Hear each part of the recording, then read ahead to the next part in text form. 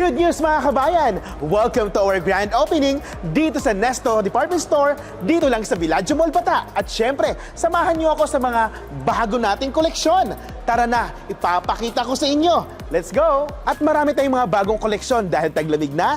Ito para sa mga babae. Meron tayong mga jackets, bags, at marami pang winter collection. At meron din tayong mga bagong new shoes collection. Kaya ano pang hintayin nyo? Napakaganda at good quality pa. At meron din tayong mga bagong men's collection. Dahil malamig ang panahon, meron tayong mga jackets, pants na bagay ngayong season na ito. At meron din tayong mga laruan para sa mga bata.